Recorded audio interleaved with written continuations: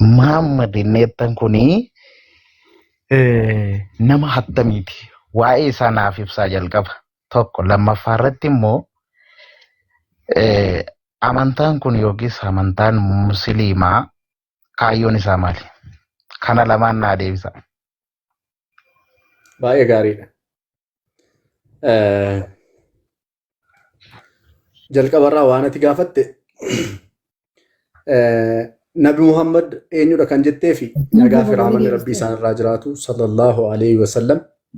Nabi Muhammad namadha. Duraan dubbachaa ture Xalhaan yoo dhageessee jiraatte ergamaa Rabbiiti, gabricha Rabbiiti, namadha. Abbaa isaanii Abdal miyut godhadhu kaal tokko gaaffii qabattee Diilayas sirraa firodhu. Okay, go on.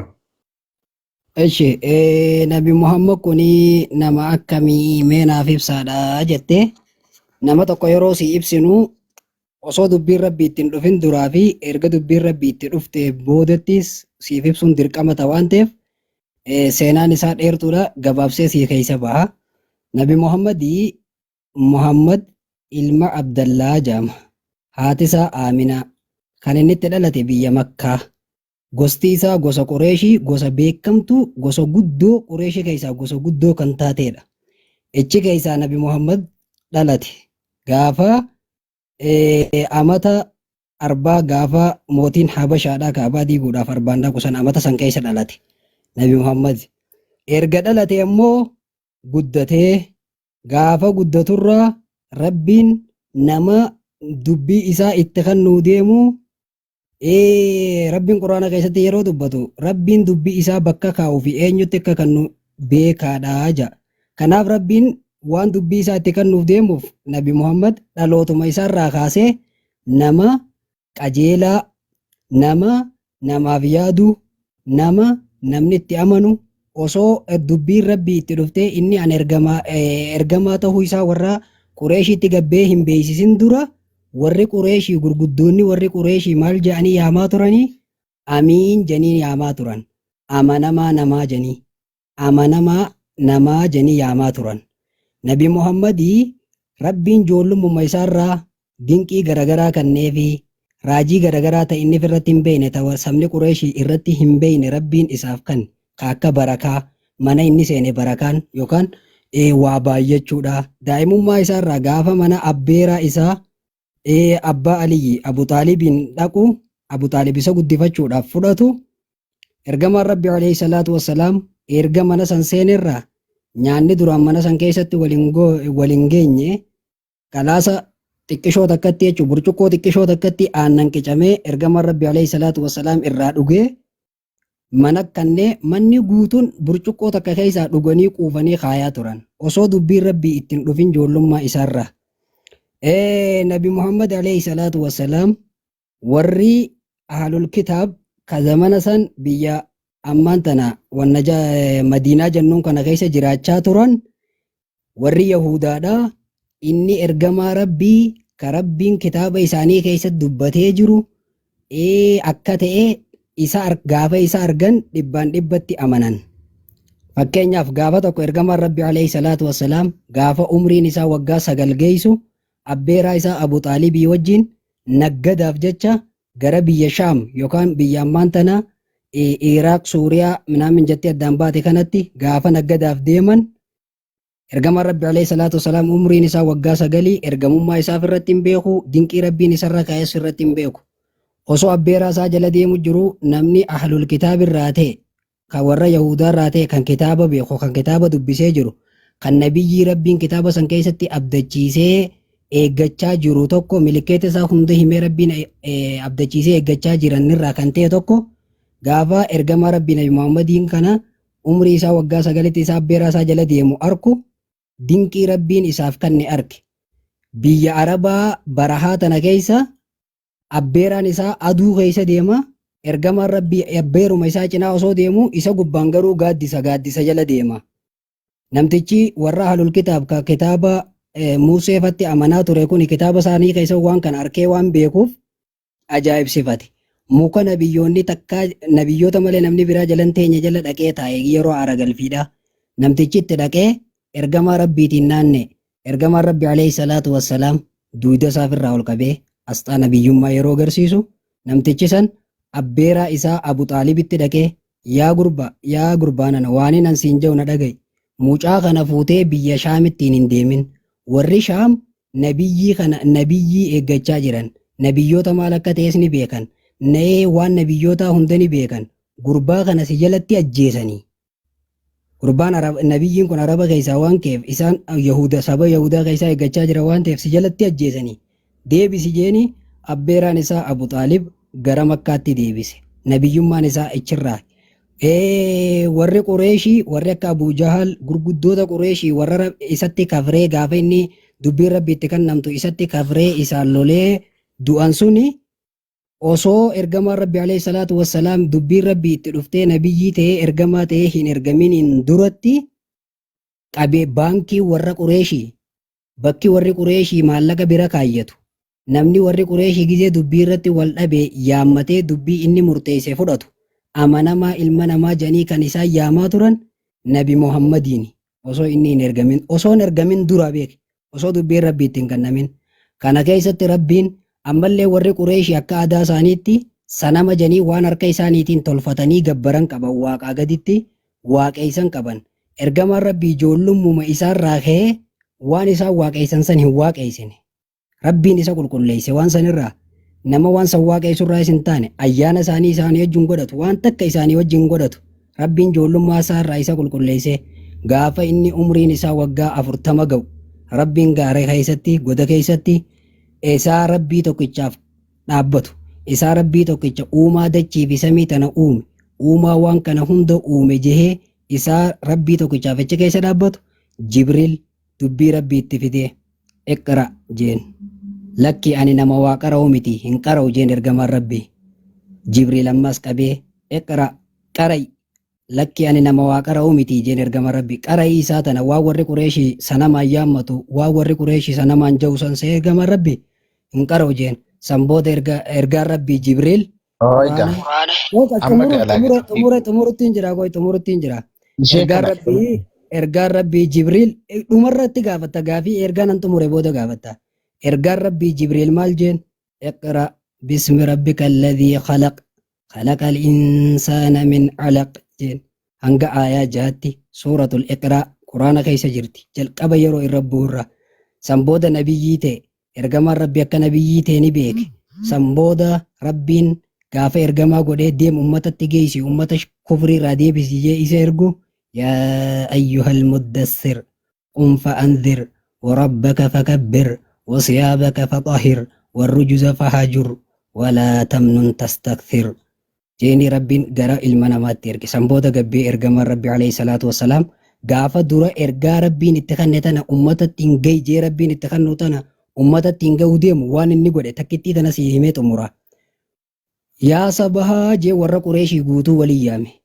warri Qureeshii guutuu wal daddarbaa dhufan ergamaan rabbi alayhi salaatu wassalaam ani nama akkamii jee gaafate ati amanamaa namaa ilma amanamaa janilla ati amanamaa namaa ilma amanamaa nama gaarii nama dhugaa malee soba hin dubbanne nama haqa malee kijiba nama haqa malee daba hin hojjanne nama dhugaa malee soba hin dubbanne janii ragaa ba'aniif san booda ergamaan rabbi alayhi salaatu wassalaam ergaa rabbiin itti kenne tanatti himuudhaaf gaara kana duubaa faradoo guddoo takka ta'e isin nyaachuu deemtuutu isinitti dhufu jira yoon isin hin jenne ni dhugoomsitu jennaan janiin ati nama dhugaa malee soba hin dubbanne ani ergamaa rabbiiti rabbiin na ergatee jira jennaan san booda warri Qureeshii maal janiin warri akka amma nu keessa jiru kun warri osoo ergamummaa isaa arkuu osoo dhagahuu didu kuni deemu akkamitti rabbiin osoo nuti abbootiin qabeenyaa gurguddoo warra Qureeshii bulchaa warra Qureeshii warri akkanaa kun jirru rabbiin nama akka keetii kana ergata janiini fudhachuu didan achi booda ergamaan rabbi alayhi salaatu wassalaam ergaa isaa babal'isuu jalqabee ergame hoo amalli isaa akkami jennaan nama namaaf yaadu nama waa hundaaf yaadu ergamaan rabbi alayhi salaatu wassalaam gaafa warri Qureeshii isa fudhachuu didanii biyya ammaan tana Xaa'if jaamtu Suudi Arabiyaa jalatti bultii biyya Xaa'if jaamtu dhaqee ergaa isaa tana akka ummata ergaa rabbiin isatti kenne tana akka inni ummataan ga'uuf yeroo ergamaan rabbii gurguddoota isaanii gaafatu ijoollee fi namatti diranii ergamaa rabbicha keessatti humanii jennaan ergamaan Gabriel kan isin jettaniin Jibriil ajajaa maleekaa gaaraa kan ta'e wajjin dhufe yaa Muhammad jeen inni kuni ergamaa rabbiitii maleekaadhaa ajajaa gaaraatii ajaja kee jala jira waan barbaaddetti ajajadhu jeen Jibriil Nabi Muhammadiin alayhi salaatu wassalaam maleekaa gaaraa san fide laa ilma namaa bira kutanii maleekaa kana ajajadhu maleekaan kun ajaja kee jala jira jeen san booda maleekichi maal jeen maleekaan gaaraa yaa Muhammad yaa ergamaa rabbi ani ajaja kee jalaan jira rabbiin akkanan si ajajamuuf na ajajee jira waan barbaadden na ajaji gaara kana geeysiiti ummata kanarra jiisi yoo naan jette nin jiisaa jeen ergamaan rabbi alayhi salaatu wassalaam na gargaaruuf dhufuu keetiif galatoomi deebii jeen ummata irratti isin jiisini ummatuma kana keessaa ka islaamummaa fudhatee rabbii tokkichaaf butamu kan rabbii tokkichatti amanu naaf baha deem jeen ergamaan rabbi alayhi salaatu wassalaam akkasitti kasilaa ummata isa tume san bakka sanatti maleekaa saniin ajajee fixuu danda'u deem jeeni ergamaan rabbi alayhi salaatu wassalaam deebisee jireenyi isaa kiristaanota wajjin warra isatti namannee wajjin akkami yoo naan jette ergamaan rabbi alayhi salaatu wassalaam gaaf tokko ganama subii karaa masgiidaa osoo inni deemuu karaa masgiidaa inni deemuun kanarra qoree fi sagaraa fi waan hamtuu hunda dura guuranii warri ollaa isaa tokko jechuudha waan kana hundeef dura ragaa masgiida dhaqaa ture ergamaan rabbi alayhi salaatu wassalaam san booda guyyaa tokko waan isaan dura guuran qoree tana hunda karaarraa dhabee jennaan warri ollaa kiyyaa kun maal ta'anii har'a qoree fi sagaraa hunda na duratti hin guurin jee mana isaanii dhaqe gaafachuudhaaf mana isaanii ol seenee nagee gaafatee maali dhiyoo tana isa baddanii jennaan baduu keenya akkamin nu beeytee hariiroo waliin hin qabnu baduu keenya akkamin nu beeytee jennaan bar duraan ganama subii yeroo masgiida deemu hunda dhagaadhaa fi qoreedhaa fi sagaraa hunda karaarra na dura guurtanii dhiyoo tana hin agarre saniiniin baduu keessanis hin beekee jennaan haati manaa maal jetteen bara kanatti abbaa mana kiyyaa dhukkubee bannee jetteen san booda seellakkaa gurbaan nuti hamtuutti yaadu jiru gurbaan nuti balleessuuf akkanatti halkanii guyyaa yaadaa jirru kun hangan takka ilma namaatiif yaadaa jedhanii ashhadu an laa ilaaha illallah wa ashhadu anna muhammadan rasulullah jedhanii islaamummaa qeebalanii inni biraa takkittii tana himeetu mura dullattii takkaatu ture warra qureeshii keessa akka aadaa qureeshiitti dubartii hin kabajan dubartii wahittuu hin laalan kana dullattii takka isii qoraan baadhattee deemu jirtu ergamaan rabbii nabi muhammaditti dhufe qoraan isii irraa fuudhee hamma mana isiitti duudarratti isii baadhatee qoraan hamma mana isiitti geessee mana isiitti buuseef yeroo tana dullattiin tun niin gorsa jettee maal jetteen dubbii namarraa dhageesse akkuma isin hammeenya nabi muhammad namarraa dhageessaniituma nabi muhammad kana hamtuu godhuuf odeessitan kanatti dullattiin sanis nabi muhammad kana agarteen beeytu diimaa fi gurraachaan beeytu dheeraa fi gabaabaan beeytu waanuma namni itti hime qofa fudhatte san booda dullattiin tun niin gorsa jettee maal jetteen ati qureeshiidhaa jetteen ani qureeshiidhaa jennaani an araba keessatti takkaa nama akka keetii hin garree jettee dullattiin san araba keessatti nama arabaa ta'e kan dubartiidhaaf akkana yaadu nama akka keetii hin garree yaa ilma kiyya gaarii si balleeysanii waan takkaan si gorsa jetteen namticha Muhammad jaamu tokko dhufe janii odeessaa jiranii Muhammad san nama hamaadha si jallisa si balleeysa nama hamaa si godha isa jala dubbii inni sitti himu hin dhagayinii jetteen dullattiin ergamaan rabbi alayhi salaatu wassalaam fidaaka abii wa ummi yaa rasuulallah maal jeen ergamaan rabbi innummaan kunuu yoo Muhammad ta'e hooyii jeen dullattiin rifattee ashhadu an laa ilaaha illallah wa ashhadu anna muhammadan rasulullah jette ergamaan rabbii nama akkanaati wanni nin qissaa dullattii tanaa isinii himeef isinis warri kiristaanotaa waan nabi muhammad kan namoonni isinitti himan isinitti guuran dhiisaadhaan seenaan nabi muhammad gaariin tamijaa qoradhaa duuka bu'a arraan tana yeroo amma jirru tana keessatti googilii irra dheeytee irra gaarii ilma namaa jettee yoo googilii irratti barreessite maqaan takkaffaa irratti sii ba'u muhammad kan jedhu lammaffaa irratti isaaq nooteon Allahu akbar yesuusiitu sii Allahu ba'u akbar irra yeroo amma jirru فداك أبي وأمي يا رسول الله صلى الله عليه وسلم yeroo googilii warra Yahudaa warra kiristaanaa keessaafuu kiristaanarraa warra hamaa warra Yahudaa jaamusan harka jiru kanatti abbaan googilii warra Yahudaa kanatti nama Nabi Muhammadiin harka hin feene ta'e kana keessatti googilii irra dheeytee irra gaarii ilma namaa jettee yoo barreessite maqaan jalqaba irratti siif bahu maqaa ergamaa Rabbii Muhammad عليه الصلاة والسلام فداك أبي وروحي ودمي يا رسول الله. Okay. Galatoomii asirraa waan inni hubadhes nan qabaa. Waan inni gidduutti si gaafadhu nan qabaa. Ulfaadhu tokko namni kuni yookiis Muhammadii nama gaarii ta'uusaa nama namaaf yaadu ta'uusaa natti himaa jirta. Ishi Muhammadii hin gabbaramaa?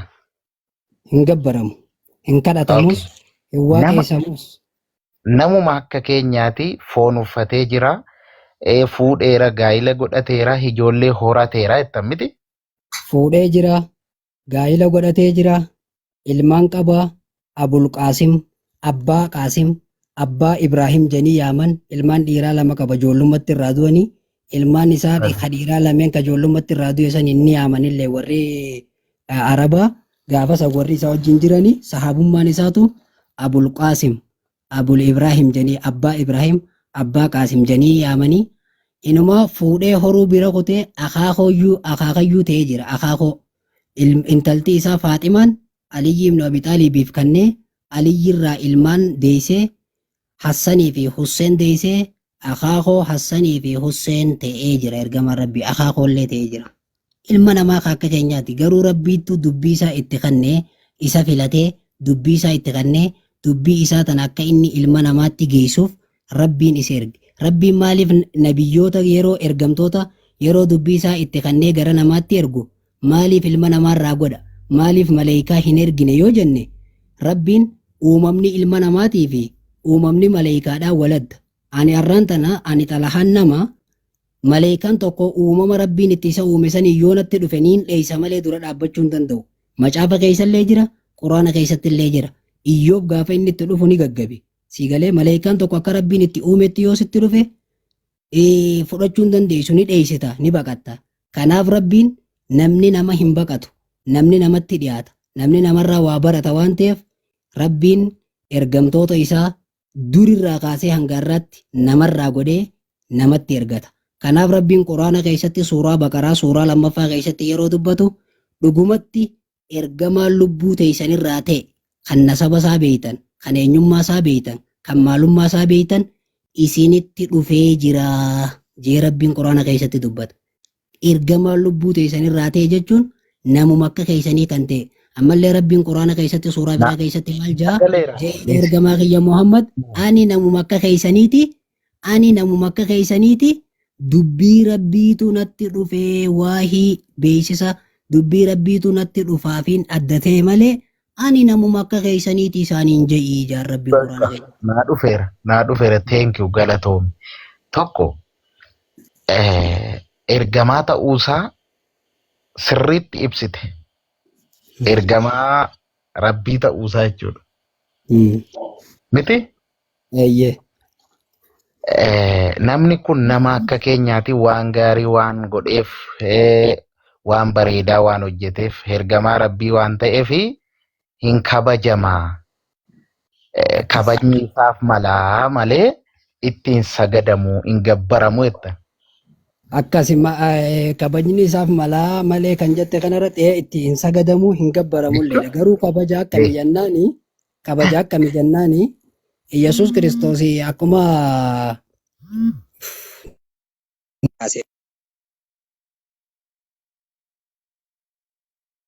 dhiifama narratti bilbilame Yesuus Kiristoos macaafa keessatti maal jaa namni anaaf jedhee abbaa isaa haadha isaa obboleessa isaa obboleettii isaa niitii isaa dhiise Rabbi Waaqayyoon bara dhumaa sanitti dachaa kumaan bakka isaaniif buusaa jee Yesuus Kiristoos dubbate. Namni anaaf jehee haadha isaa, abbaa isaa, obboleessa, obboleettii waa hunda qabeenya isaa hunda dhiisee anaaf je'ee jee.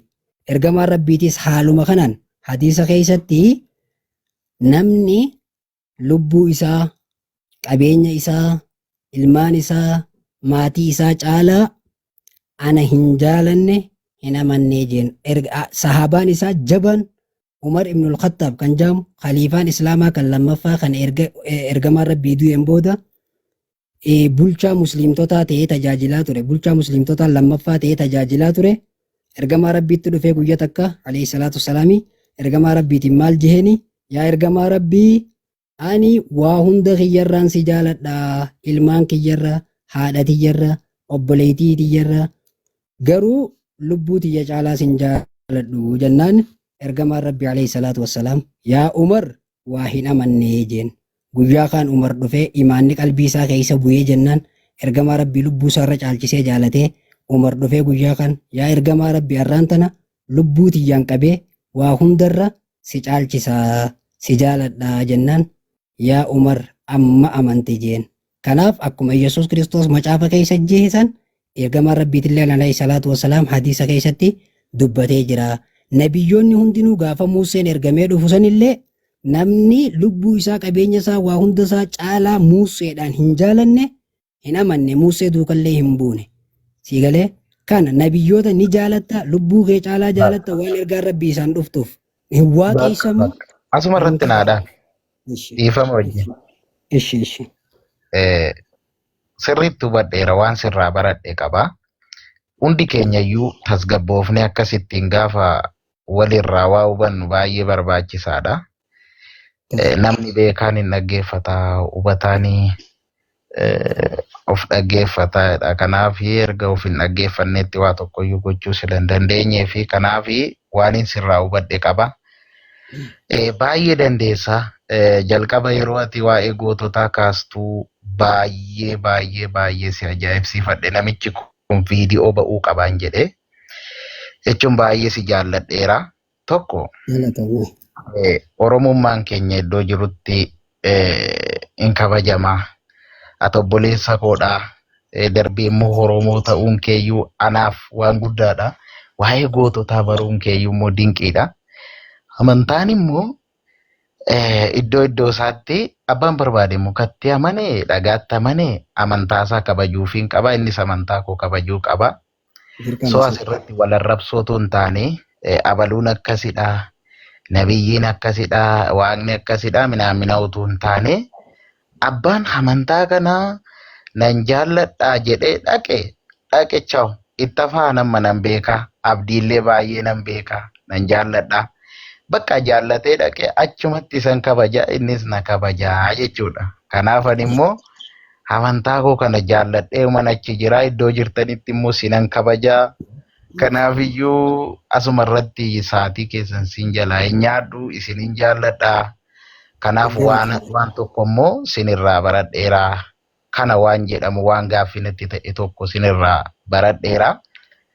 Isa immoo hubachuun dirqama irra jiraataa. Jechuun barbaada.